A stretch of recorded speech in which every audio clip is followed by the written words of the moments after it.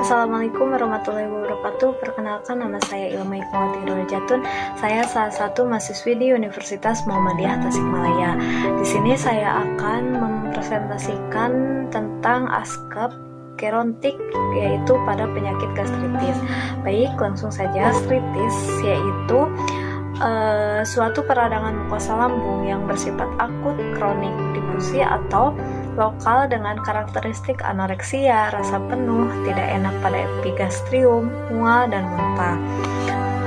Nah, langsung saja ke bagian diagnosa dan intervensinya. Untuk yang pertama, diagnosanya yaitu diare. Di sini intervensi di bagian observasinya. Yang pertama, kita bisa melakukan identifikasi penyebab diare tersebut. Selanjutnya, identifikasi riwayat pemberian makanannya seperti apa, memonitor warna, volume, frekuensi, dan juga konsistensi tinjanya. Selanjutnya, memonitor tanda dan gejala pada hipovoleminya. Selanjutnya, di bagian terapeutiknya kita bisa berikan asupan cairan oral, misalnya seperti cairan larutan garam gula atau oralit. Selanjutnya, apabila diperlukan, kita memasang jalur intravena.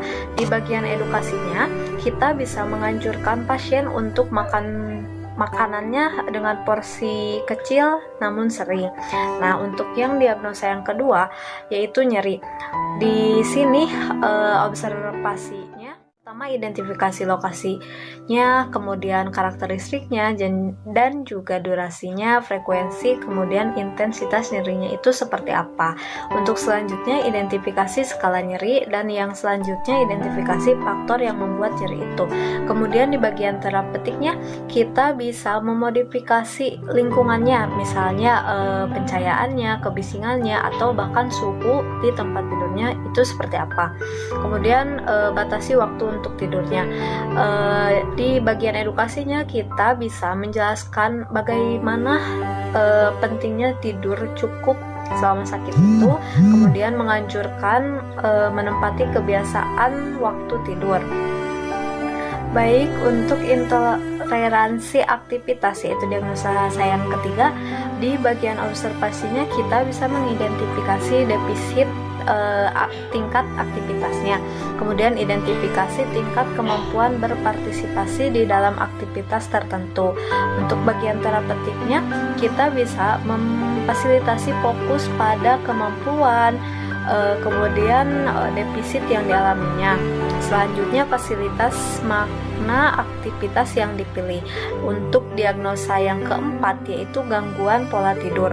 Di bagian observasinya kita bisa mengidentifikasi tingkat aktivitasnya seperti apa, kemudian kita juga bisa mengidentifikasi tingkat kemampuan berpartisipasi dalam aktivitas tertentu, kemudian sumber dayanya untuk aktivitas yang diinginkan. Di bagian terapeutiknya kita bisa melakukan atau memfasilitasi tentang fasilitas fokus pada kemampuan, bukan defisit yang dialami ya. Untuk selanjutnya kita bisa juga melibatkan keluarga dalam aktivitas bila perlu. Untuk diagnosa yang terakhir yaitu ansietas.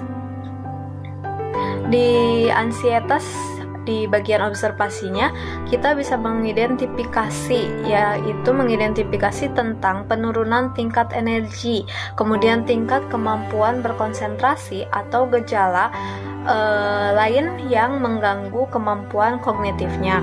Di bagian terapeutiknya kita bisa menciptakan lingkungan yang tenang tanpa adanya gangguan dengan pencahayaan dan suhu ruangan yang nyaman.